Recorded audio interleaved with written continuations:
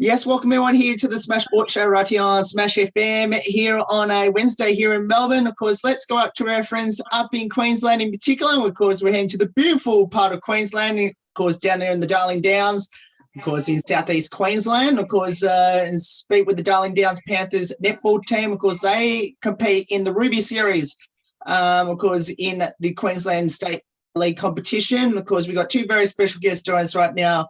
Tell us a bit about how's the preparations been like for the Panthers in 2022. Thanks both for joining us. Hello, thank you. Thanks for having us. So how our preparations started, we've just kind of got into our pre-season and we've had our team building day recently. So still kind of early days, but yeah, just getting the gist of everything and lots and lots of fitness testing. Yeah. But it's been really good to get back into it. We've all really missed it, I think.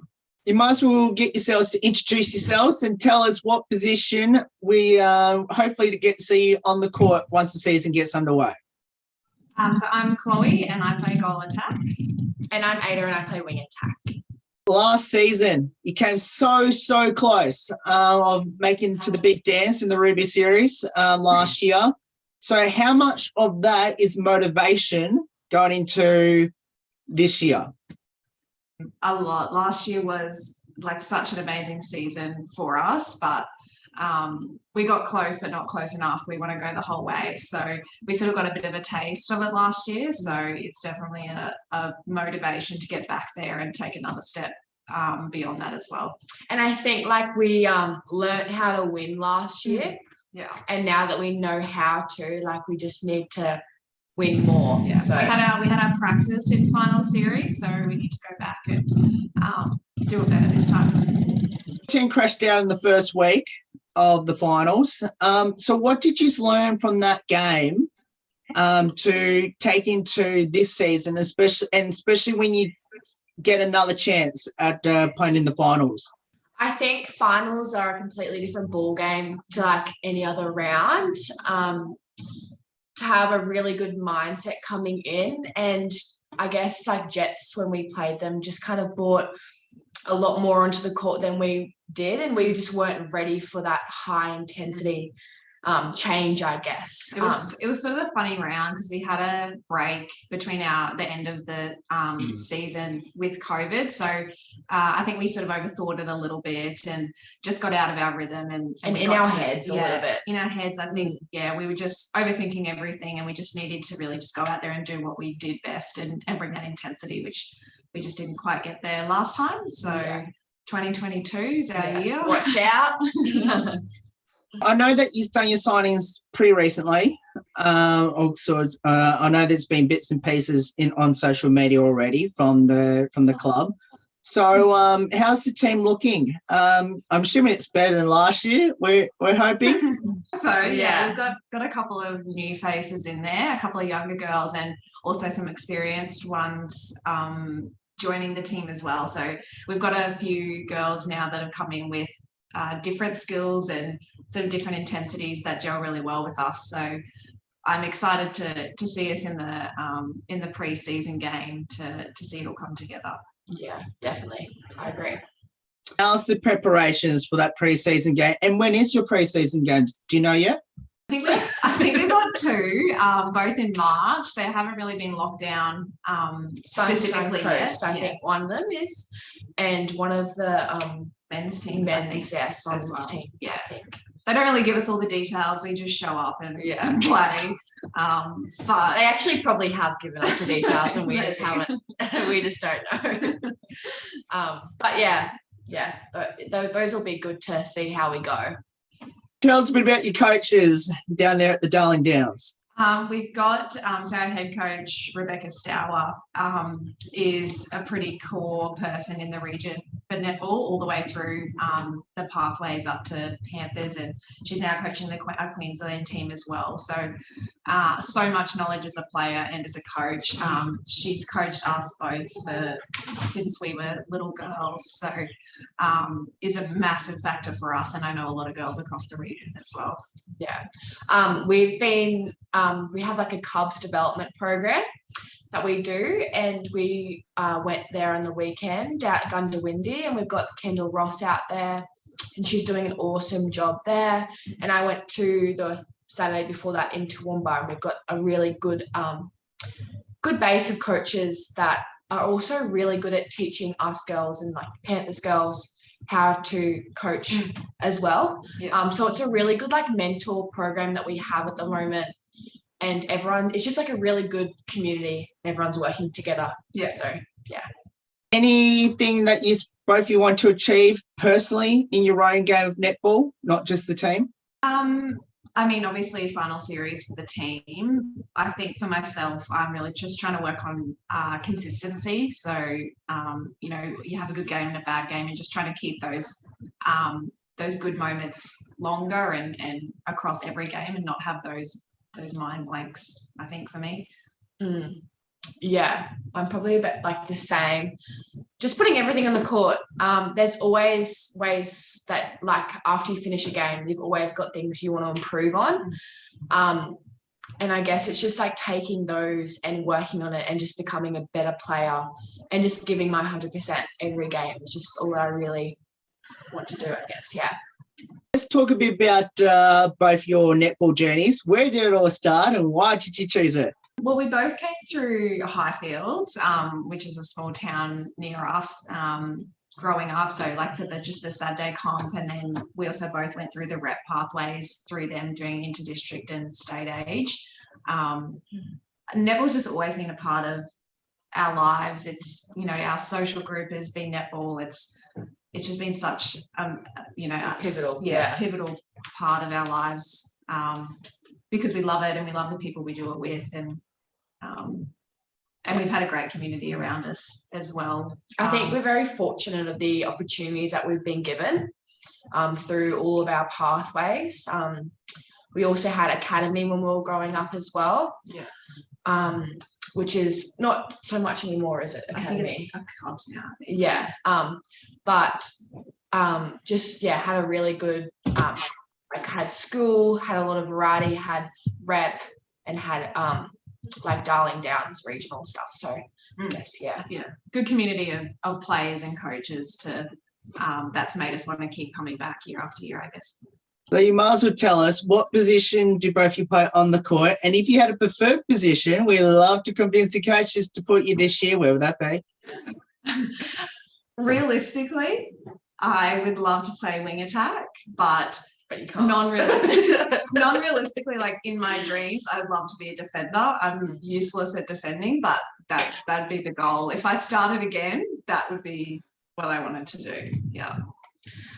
In training, there's a bit of a joke, and I always grab the goal attack or goal defense bib just to stir up the coach. But wing attack is definitely where it's at for me, and I feel like we're at that level now that even though the other positions are good, like we're supposed to be where we are, you know. So yeah. Have you tried like goal attack, goal defense, Ada?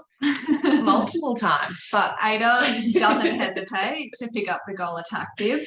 And there's actually a running joke, because there was a team back in the day when we were younger that I didn't get picked for as the goal attack, and Ada got picked over me as the goal attack. So she thinks that she's really got what it takes. Yeah, but I airball all the time. So I'm really not good, but it's funny. Both of you play with each other since juniors. So what have both of you learnt from each other on and off the court? I think we have, how do I say it? Like we've got a really good like communication, I guess, on the court. As a wing attack, goal attack, you need to have a really good relationship on the court, because you are bouncing off each other so much. So with Khloe and I feel like as the years have gone on, our relationship and our communication has gotten stronger and stronger, which has made it just feel better on the court, I guess. I think we've got like a mutual respect for each other as players, that, you know, it's not so much an argument, but we can have pretty honest conversations about what's going on court without anyone being offended, or, you know, we talk things out all the time, which is so important for where we play. And I think we do really push ourselves, like each other as well. Like we, one of our like sponsors is Premier Conditioning, and we go there for gym as a netball group. But some of us actually go other days for fitness and stuff as well. So Khloe and I and some of the other girls just help like hold each other accountable and, you know, see you at 5 a.m. in the morning, let's go. So it's really good to have a friendship and also have someone who is as committed to the sport as you are to be beside you, I guess. I think off court that's really important as well, because not everyone understands the sacrifices of playing in a high level netball team. That, you know, we're not going to parties or we're missing out on events for netball. So it's good to have someone else that I suppose misses out with you and understands what the work that you've put in and why you don't want to go to that event, or, you know. Yeah. And I think all the other girls, like, we're all very close like that as well. So it's really good.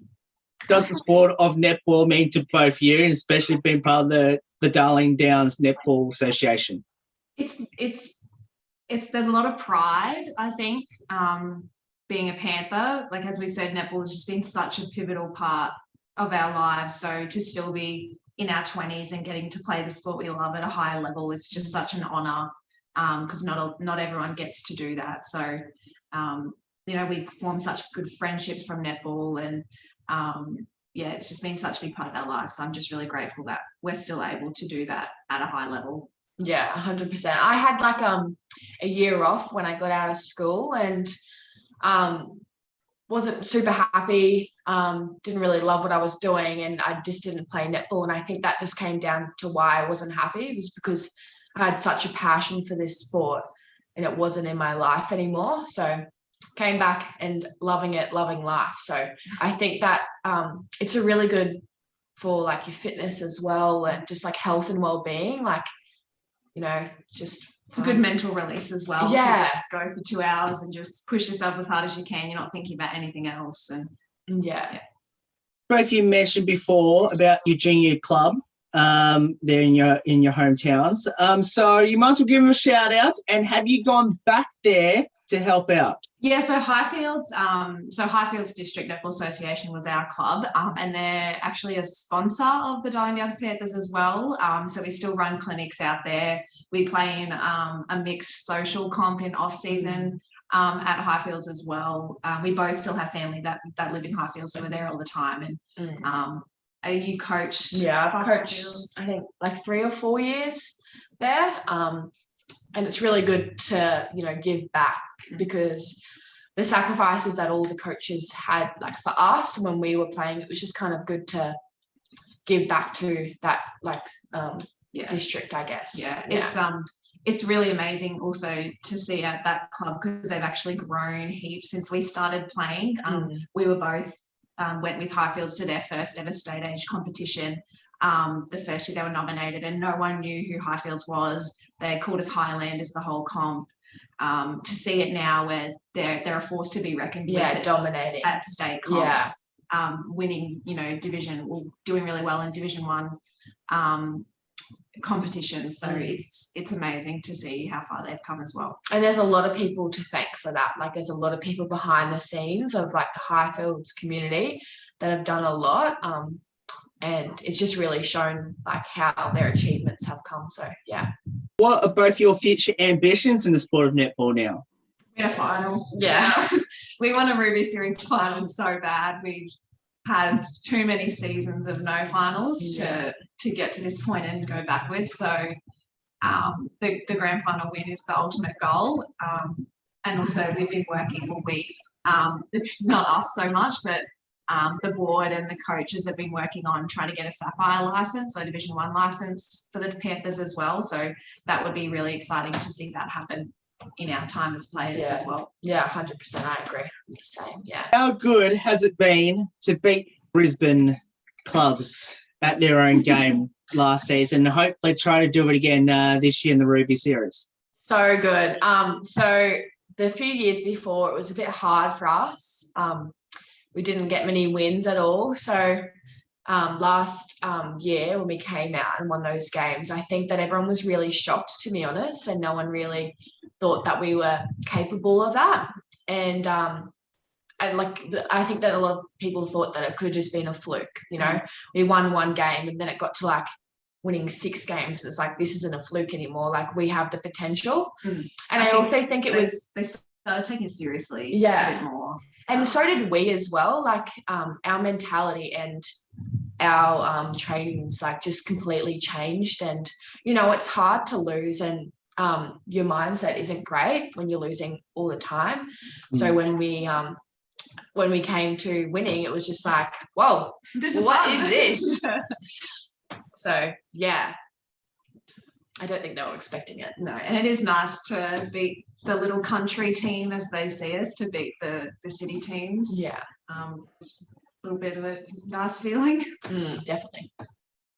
So what would be your advice to people out there in the beautiful Darling Downs to either make the trek to Brisbane to watch these play there at the beautiful Nissan Arena, or to play the sport of netball there in the beautiful Darling Downs? So we do actually have home games, so they don't have to go all the way to Brisbane to watch us play. So keep an eye out for our home games. We do pull a pretty good crowd, I think, for our home games. So we love our home crowd. We love playing at home. So the more people can get there, the better. But if they want to come for a drive to Brisbane, that's fine. Yeah, I definitely think our home games, like, it's a really good vibe, and it's awesome. And I don't know, you just feel so proud when you're playing. And like one of our games, like, there was a big team like wearing like tutus and pom-poms, and like that just means honestly so much to us. And at the end of the day, one of the biggest reasons for us to be playing is for that, like for those younger girls. And it's just really awesome. Let's finish off with a couple lighthearted questions then. Firstly, who had the most embarrassing moments so far in the preseason? Graham. Yeah. Our president. You can tell. So we had a clinic, as Ada mentioned, in Gundawindi on the weekend. So it's a couple of hours out of Toowoomba. So Graham didn't want us to have to drive. He's a very nice man, so he drove us out to the clinic. We went out there, got there on time, did the clinic. It was awesome. It was an amazing clinic. Had a great time, but we had to be back in Toowoomba by 1 o'clock for training. So we rushed out of there really quickly, and we were driving for about like half an hour, 40 minutes when we drove upon this little town. So we slowed down and we're driving through the town. And I said, I don't remember going through a town on the way here. So, neither do I. So we pull over and we check maps. And it should have been from Gundawindi to Toowoomba was 2.5 hours. And at that point, we were 3.5 hours from Toowoomba after driving for 40 minutes. So I realized that we'd gone the wrong direction for 45 minutes and had to turn around and go back to Gundy. So we missed training. Yeah. And turns out that we missed the big sign that said Toowoomba, turn this way. We had just gone straight past it and got halfway to St. George. But we weren't driving, so that shout out to Graham. Yeah.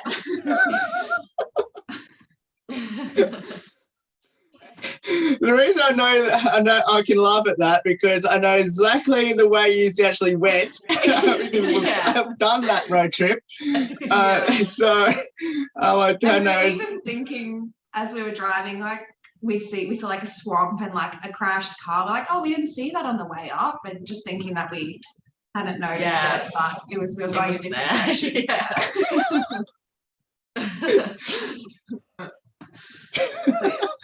Oh, that's amazing. So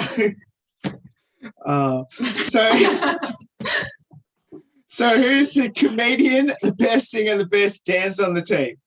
Comedian? I don't know who's the comedian. I mean, I think Krista doesn't mean to be the comedian, but she comes out with some pretty funny stuff. She's got some blonde moments, let's say. Yeah, a few blonde moments of time. So she's probably the funniest, but unintentionally. Best singer. I don't know if anyone can sing. No. Well, Harriet does music. Yeah, let's go Harriet. Just because she's the music teacher. Yeah. And dancer, I think Ada thinks that she's the best dancer because she loves a good TikTok. Her and Lucy love to do the TikToks. So I don't know if they are the best dancers. I think we are. But we're getting a TikTok account as well. So make sure you watch those. And see the dancing. And you guys can judge who the best dancer is. What about that? All right. I've got to go back to, I guess, gone the wrong way incident in Gundawindi recently. So what happened when you missed training? What did your coaches say? Well, it wasn't our fault, so we didn't have to. We just pointed the finger, pretty much. And we didn't even have to do the phone call to Beck to say that we were going to miss training. I think Graham probably copped the brunt of that one. Yeah. I think they were pretty understandable. It was just a mistake, but yeah. Well, you definitely won't do that again. No. I know now how to get to Gundy, so how to get home. How to get home from Gundy. I have to ask, do either of you have a pre-game superstition or ritual? Not really. No. Yeah, not really. Like, I just like to get in the headspace. Although Lucy has a really good pre-game superstition. Every single game, she actually pulls out one of her eyelashes and gives it to her mum, and she puts it in her heart. She keeps it close to her, like puts it in her shirt every single game. So by the end of the season, Lucy's got like 4 eyelashes left. Yeah. So funny. But I don't really have one individually. Sometimes I that's probably the weirdest listen one to music or Okay. It's a bit random, hey. Yeah, that's the weirdest. Just called her out. Sorry, Lucy. Do either of you have a pump-up song to hype the team up before a game? Ada's got a few. Yeah. There's a few, but Jane has one that she plays. Oh, I literally can't remember it. Jane has got one that was like our song of last season. She always played it before a game and on the way home and every other chance she got. I can't remember what it's called. I think we love the throwbacks. Yeah. We're a big throwbacks team, so something that we can jam out to and sing along to. Yeah, that everyone knows. Yeah, so yeah, anything kind of like that. We don't have like one song, but maybe we'll get that. Maybe we'll do that next time, next year. Sorry, I'm gonna miss it up. So I miss whatever happened in the background. So I guess, has anyone caught a falcon, like the ball to the head? All the time. I think constant. I think there was like 2 or 3 at training on Tuesday. Probably it's especially when you're doing like centre pass, like transitions. The goalkeeper just likes to fling it, and the poor centres sometimes cop it. But it's usually when they're sending it back down the other end of the court and everyone's sort of just walking away. Someone will do a big pass and just get to the back of the head. Yeah. Describe your team as many words as you like. Determined, passionate, encouraging. I want to say like vibey. We've got a really good vibe, a good culture. Cool. Yeah, good culture as a team. I think committed. Definitely with how much people have to travel. Like commitment's probably one of the biggest things. Which I think forms our culture as well. Like we work so hard, we are so committed, and that's just what the team does. And we push each other, and we don't have any issues in the team. Everyone's just there for each other. I think it's how. Yeah, and enthusiastic. Yeah. Super. And resilient. We've had a few hard years, so definitely resilient as well. Sister.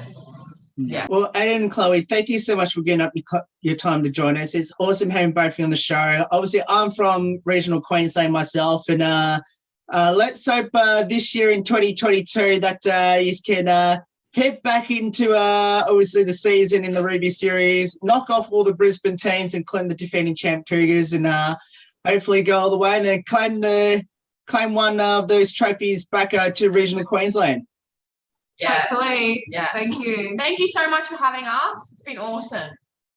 No worries. And as Ed and Khloe there, join us from the Darling Downs Panthers netball team, of course, playing the Ruby series, of course, this year. And of course, we'll put all the details up on there, of course, matches coming up, of course, once the schedule is released in the Ruby series. There's more on the Smash Sports Show right after this. Don't go away here on the 10th year celebration. Bye. Thank you.